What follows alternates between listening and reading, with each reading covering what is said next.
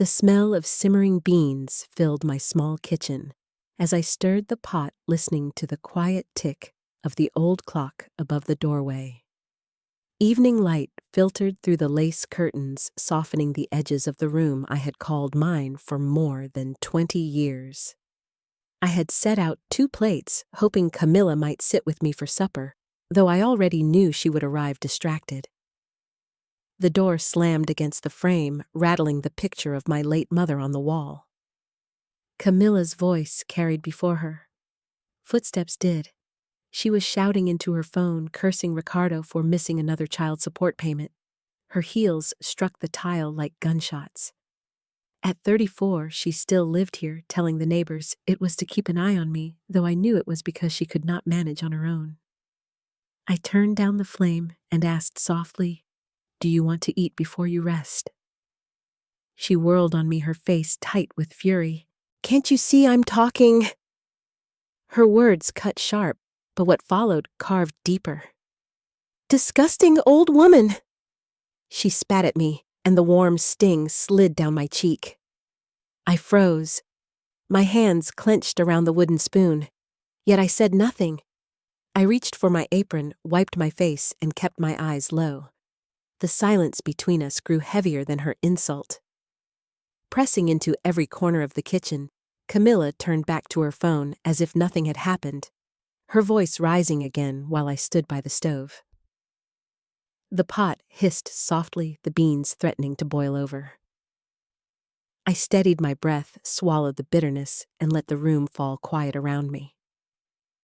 That night, I understood silence could wound as deeply as words. After Camilla's words and the sting of her spit, I found myself drifting back to another time when this house was still a dream rather than a battlefield. I was 30 years old with a little girl clutching my skirt and a husband who had decided that fatherhood was a burden he would not carry.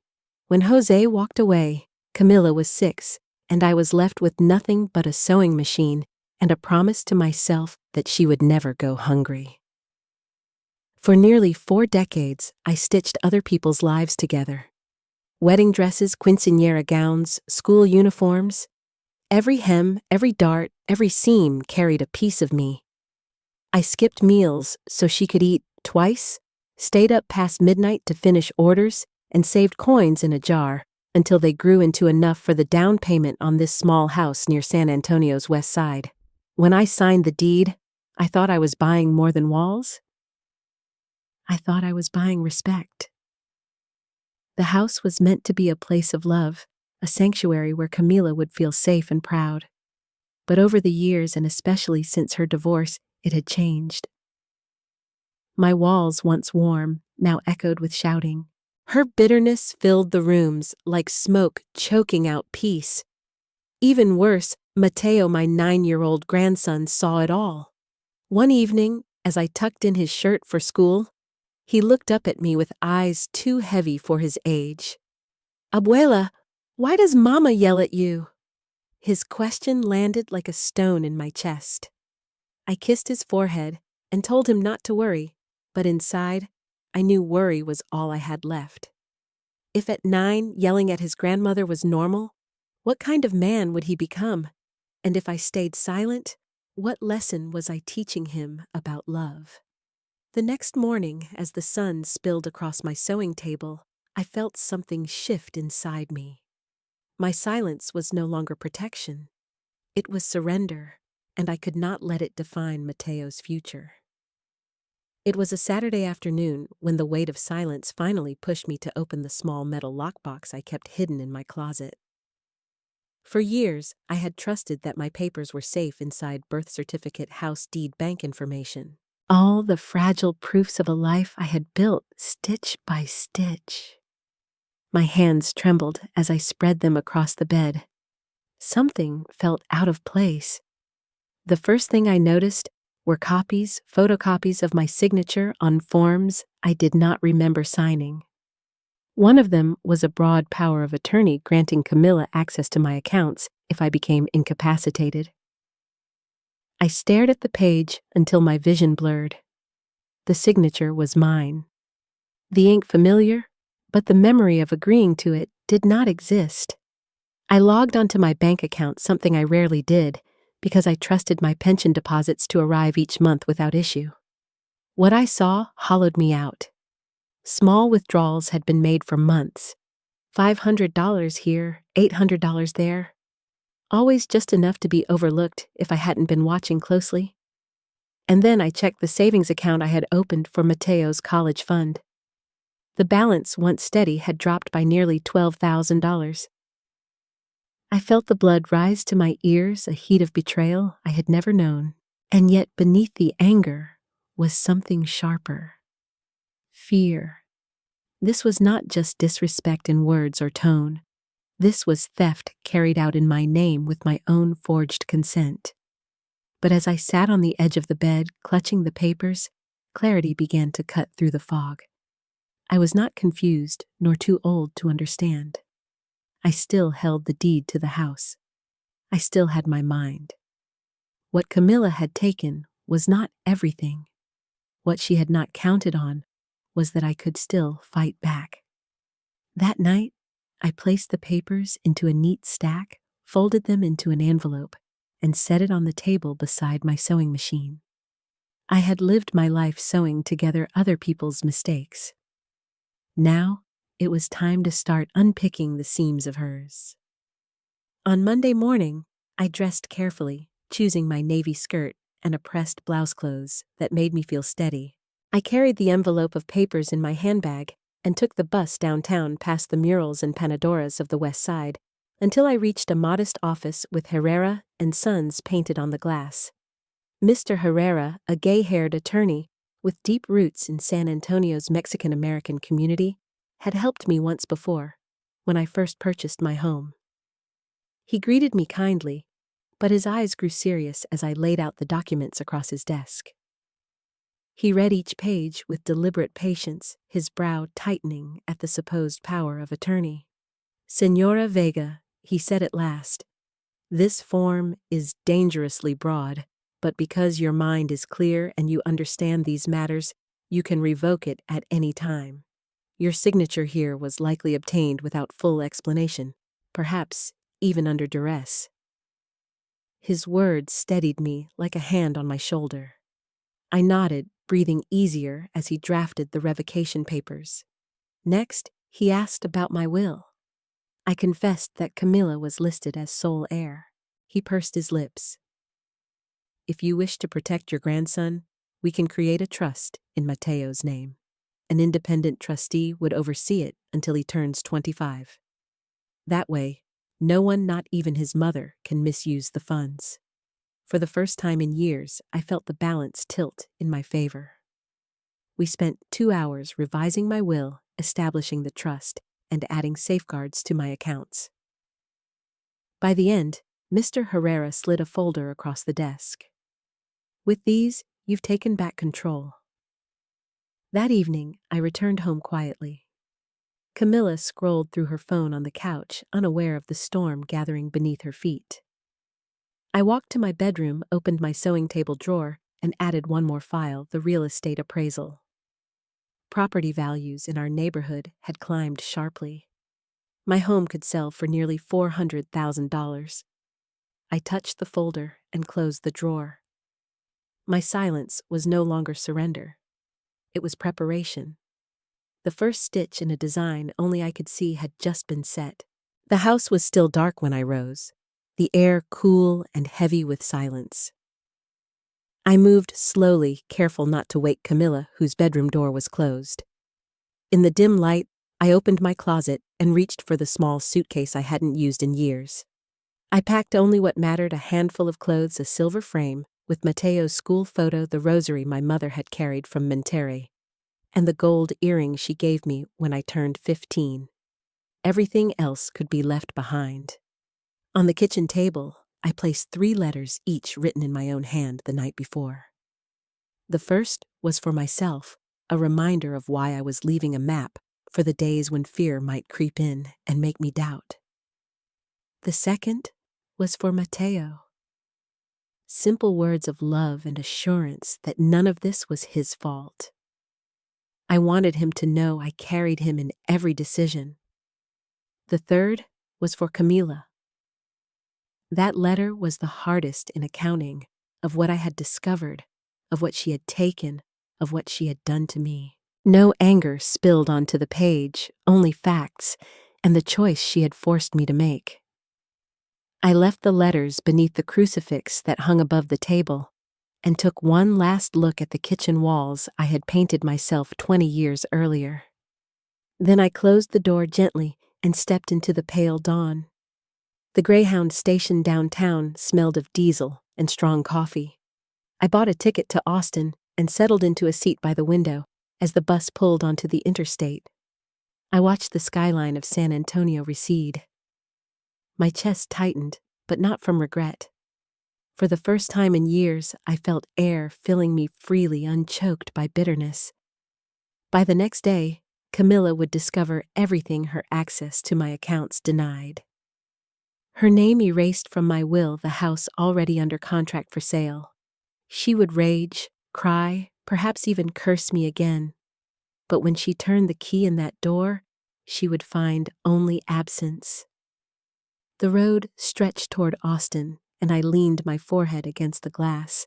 Behind me lay silence and betrayal. Ahead, I sensed the faint outline of something else, something beginning.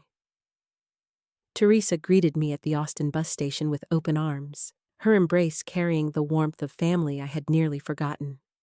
Her little house on the east side was modest, but full of laughter. A refuge after years of tension. For the first time in months, I slept through the night without waking to raised voices or slammed doors. Within a week, Teresa introduced me to her longtime friend Elena, who owned a boutique specializing in clothing for women over 50. Elena remembered me from years ago and asked if I might help part-time. At first I hesitated. My hands were used to fabric but not to sales. Still I agreed. The work came naturally. I understood the women who came through those doors. Widows searching for something elegant. Grandmothers wanting to feel alive at a wedding. Women who had been overlooked too long. I listened to their stories. Adjusted hems suggested colors that flattered. Slowly, I realized I wasn't just helping them choose clothing.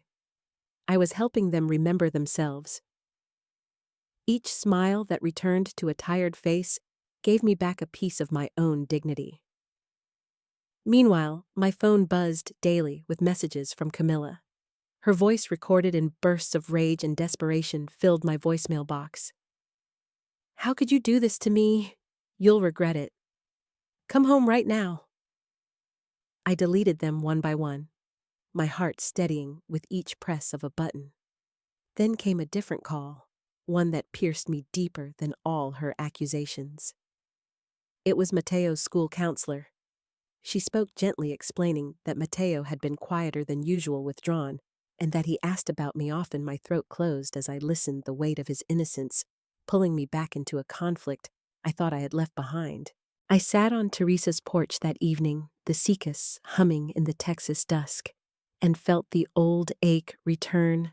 I had stepped away to save myself. But his voice, even carried through another's words, reached me still. The next morning, I rose, knowing that silence would not hold forever. Something stronger was calling me back. When Mr. Herrera called to say the school had arranged a meeting, I felt both fear and relief. Fear of what Camila might attempt. Relief at the chance to look Mateo in the eyes and tell him the truth. We met in the counselor's office, a plain room with children's drawings taped to the walls. Mateo rushed toward me the moment I entered, his small arms circling my waist. I held him tight, breathing in the scent of crayons and schoolbooks. The counselor stepped aside, giving us privacy, while Mr. Herrera remained quietly at my shoulder. I knelt so Mateo could see my face. His eyes brimmed with worry. "Abuela, why did you go?" he whispered. I brushed his hair back. "I did not leave you. Mielo, I left disrespect. No one should be treated the way I was in that house. Not even me, but my love for you never moved an inch." His lips trembled. Then he nodded, as if some hidden weight had finally been named. We spoke softly about his classes, his friends, his drawings. I promised that though I could not return to live under the same roof, he would never lose me. He clung to my hand until the counselor led him back to class. That afternoon, I prepared to return to Austin at the San Antonio airport. I carried only my small suitcase when Camilla appeared near the gate, dragging Mateo with her. Her face was streaked with mascara, her voice pitched high enough for everyone to hear. "Mama, please come home. We can fix this. Mateo needs you. I need you." Dozens of travelers paused, eyes sliding toward us. I kept my tone, even my words, steady. "Camila, this is not the place. I will not argue with you here." My decision is made. Her pleas rose, shifting from sorrow to fury, but I did not answer again. I walked toward the gate, the sound of her voice fading behind me, and felt the weight of silence working in my favor for the first time. The first sign came in a letter forwarded to Teresa's house in Austin. It was addressed to me, but sent from Camila's landlord in San Antonio, demanding 3 months of unpaid rent. Soon after, word reached me through a cousin that Camila had lost her part-time job at the clinic for showing up late too often. By summer, the call shifted from rage to panic. "Mama, I don't know what to do. They're going to evict us. I can't keep up. Please help me." I listened, my heart torn between the pain of a mother and the clarity of a woman who had learned too much. When the eviction notice arrived, she stopped pretending. "Maybe Mateo should stay with you until I can figure things out." Her voice cracked as she spoke, a rare glimpse of humility. With Mr. Herrera's guidance, I filed for temporary custody. The courtroom was small, lined with oak benches, polished by years of weary families. The judge listened carefully as both sides spoke.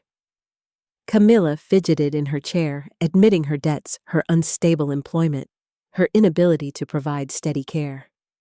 I sat still, presenting my pension records, the trust in Mateo's name, letters from Elena and Teresa attesting to the stability of my new life. When the gavel struck, the words felt both heavy and liberating. Custody of the minor. Mateo Vega is granted to his grandmother. Mrs. Marisol Vega, until further review.